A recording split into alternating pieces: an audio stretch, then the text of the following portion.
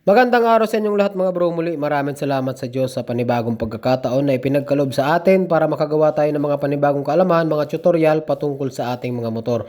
So mayroon dumayo dito sa atin mga bro si Kuya August. Ang problema ng kanyang motor, ayaw na bumalik ng kanyang return spring, ng kanyang kikir. Kaya ang ginawa nila dito ay tinalian nila ng interior.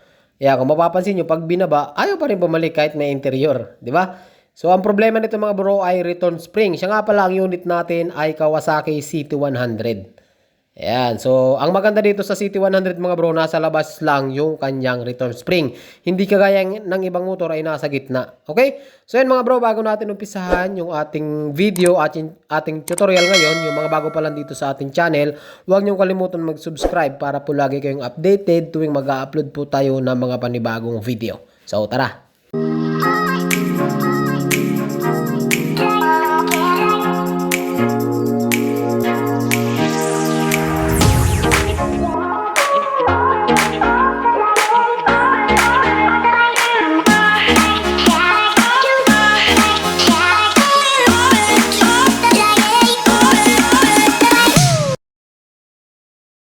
Sa pagpapalit ng return spring ng CT100, ang unang-una nyo tatanggalin dyan mga bro ay yung ating kicker. Okay? So gamit lang po kayo dito ng 12mm socket or back wrench para matanggal nyo yung 12mm na nakakapit dito sa ating kicker. Ang maganda dito sa CT100, no need na mga bro. Hindi nyo na po kailangan tanggalin yung tambucho or yung footrest sa ilalim para lang makalas yung ating side cover. Sa ibang mga motor kasi mga bro, hindi pare-parehas kasi ang design ng motor. Mayroong mga motor na kailangan nyo talagang tanggalin yung tambucho. Kagaya ng TMX 125. O, diba? So, mahirap magkalas ng side cover. So, dito kapag ka natanggal nyo mga bro yung 12mm, ayan, so mabubunot nyo na po yung ating kicker. So, dito naman, gumamit na tayo ng impact para sa mas mabilis na magawa natin, para mas mabilis yung proseso ng paggagawa. Ngayon, kung wala naman mga bro, pwede naman manumano sa pagkakalas ng 8mm. So, halos pare-paras lang naman ang tornilyo nito mga bro. Lahat ng 8mm dito sa gilid, ayan, tatanggalin nyo lang po lahat yan. Hindi naman kayo malilito dyan kasi kapag mahaba, mahahalata nyo naman yung kapag mahaba yung ikinabit nyo. Tapos dito, ayan yung part na yan. So, merong nakakapit dyan yung daanan ng langis papunta sa head. So, bubukahin nyo lang konti. Tapos, gamit yun ng rubber mallet mga bro. Medyo may katigasan nga lang yan. So, ano na lang mga bro. Tsagain nyo na lang na makalas. So, huwag nyo pukpukin ng diretsa na martilyo ang gagamitin nyo kasi po baka mabasag. So, balita ko dito mga bro sa motor na ito ay bagong bili daw po pala ito. So, dito sa ilalim mayroon sungkita yan mga bro. Sungkitan. Ayan o. Yung kung mapapansin nyo mayroon sungkitan dyan. Ayun. Umangat na, di ba? Tapos kapag magpapalit kayo nito mga bro, siguro mas maganda kung mapalitan nyo na rin yung ating pinaka side gasket. Ayan. So, natanggal nya.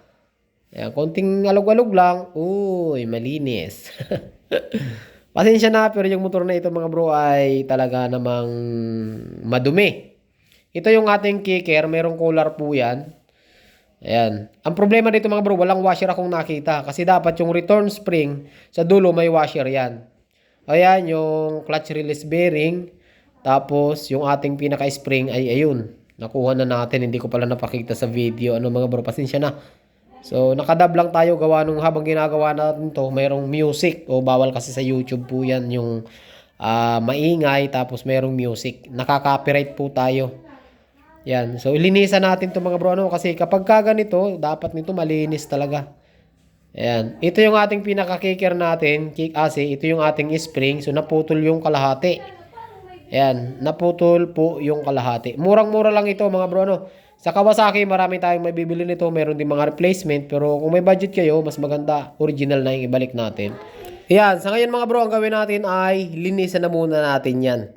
Okay? So, magicin na natin yan. Boom! Ayun. Malinis na. Ganun lang mga bro, paglilinis. So, naka-fast forward na tayo mga bro kasi mahaba yung oras na kailangan natin kapag step by step pa. So, kung makita nyo, malinis na po yan. Pati yung crankcase nilinisan na natin. Ito, talagang hindi na natin napaputi. Gasolina lang kasi yung pinanlinis natin. Tapos yung old na gasket, tinanggal na po natin. Tapos ito yung mga pyesa na ikakabit natin. Bali, inaantay na lang natin mga bro yung kicker. Kasi pinabili natin yung may-ari. Kasi wala po tayong mga stock na mga parts ng CT100. Ayan. So, kung mapapansin nyo mga bro, medyo malinis na yan kaysa dati. Ito yung ating ikakabit na Kawasaki na kicker. Ayan. Magandang klase din ito mga bro. Ano? Murang-mura lang. 180 yata ang bili ng may-ari. 180 o 200. Ayan. Ito yung ating, ayan yung naputol. Kung nakita nyo, yan yung hinawakan ko naputol mga bro. Ayan. So sa pagkakabit niyan, mayroon butas lang yan. Uunahin nyo yung, ayan, nasa labas yung, ayan. May butas kasi yan mga bro. Kailangan nakapasok. Okay, papasok nyo dyan. Kapag ka nakapasok dyan sa butas, huwag nyo kakalimutan yung collar na plastic. Mayroong collar yan dyan. Kahit magkabaliktad yun, walang problema. Ano mga bro, ipapasok nyo lang. Tapos dito, nung kinalas natin, wala siyang washer. Okay? Normally mga bro, ang CT100, meron po yung washer dun sa dulo. So, sa kakakalas nito, siguro hindi napansin na wala na pala yung washer. Ito kasi mga bro, ay napalitan na ng lining. Kung makikita nyo yung tornilyo ng centrifugal ay pinagsisinsil na. Ay hindi tayo may gawa niyan. Ito yung washer, ayan, gumawa tayo or naghanap tayo ng washer na kaparehas para lang magkaroon ng washer. No? Kasi hindi pwedeng walang washer, aalog-alog po yan. Kaya siguro napuputol. Tapos sa paglalagay nito mga bro, mayroong pasukan yung, ayan, kita niyo yung tinuturo ko na yan. Mayroon po yung pasukan ng spring. Ayan, tapos wag niyo muna isasagad, no? Kasi mayroong stopper sa loob yan. Pag sinagad nyo kasi yan, hindi babalik ang kicker natin. Ikutin nyo, kunin nyo yung kicker, ikutin nyo lang.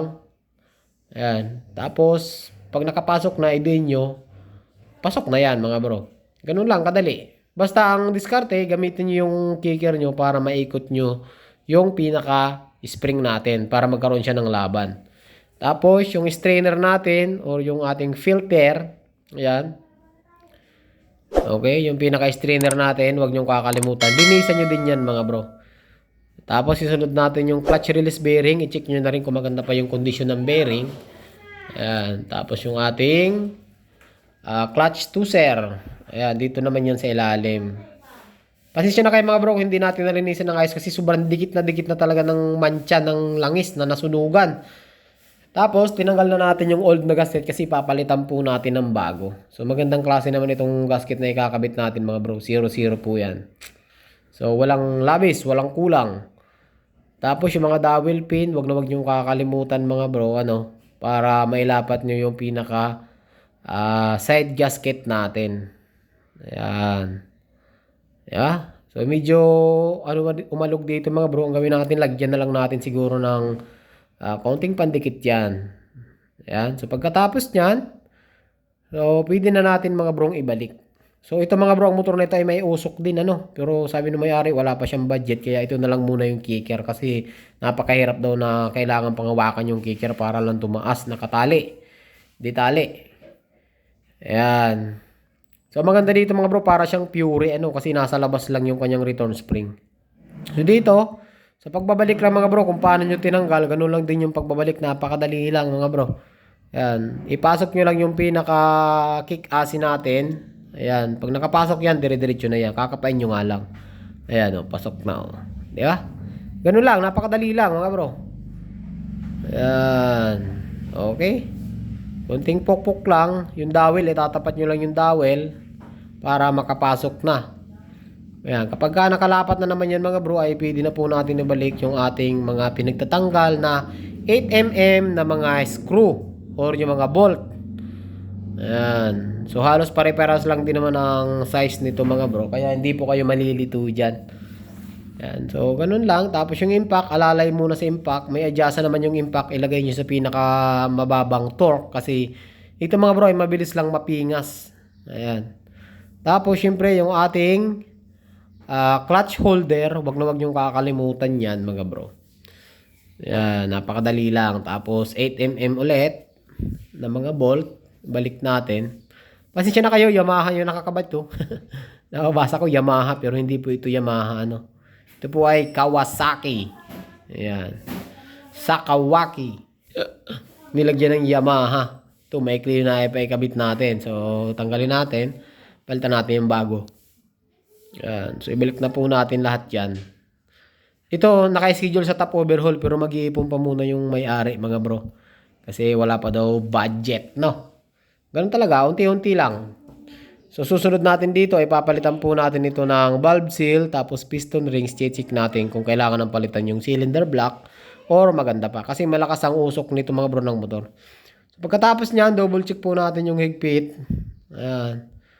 Double check natin yung higpit kung may maluwag or baka over torque. Ayan. Mas maganda mga bro kung nasa tamang torque lang kasi. Para may iwasan yung pagkalustrid. So pagkatapos naman yan mga bro, ayan, yung kicker natin na tinanggal kanina, ibabalik nyo lang yan.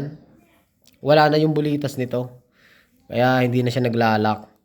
So bali 12mm lang dito mga bro yung kinalas po natin. Ayan. So tamang higpit lang yan. Ayan. O, diba mga bro, napakadali lang magpalit ng return spring. So wala na akong ibang tatanggalin. Crankcase lang ang tatanggalin nyo dyan. Tapos tamang linis. Kasi nagkalas na kayo, mas maganda linisan nyo na rin. Ayan. Okay, tapos check natin. Ayan, talagang nabalik na talaga siya mga bro. So pagkatapos nyan, magpalit na tayo ng bagong langis. Pitron lang ang ginamit natin mga bro. Ayan. Dahil hindi pa naman tayo pasmado mga bro, ay wala nang embudo yung ginagamit dyan. Kunti lang muna ilagay natin. Para may check natin kung talagang nabalik yung kicker natin. Bago natin ilagay yung langis. Uy, one kick lang mga bro. Mandar na. Okay, so salin na ulit natin lahat. Kasi tinesting lang naman natin mga bro yung return spring kung nabalik. Ayan.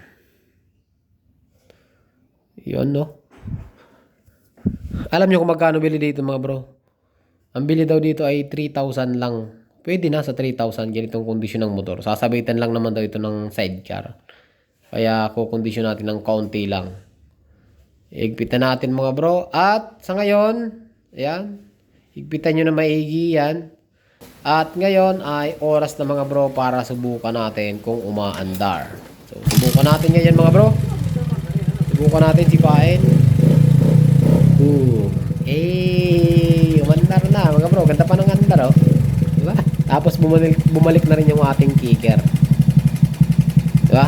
Wala lang yung bulitas mga bro. Kaya yung kicker ay gumagala. Wala na kasi yung pinaka. Meron kasi yun na parang stopper ng bulitas na may spring para ano, kick. Yun. Nabalik na talaga siya mga bro.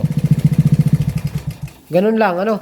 So sana mga bro meron kayo natutunan sa ating video ngayong araw. Pasensya na kayo kung nakadab lang po tayo ngayon. Ayan.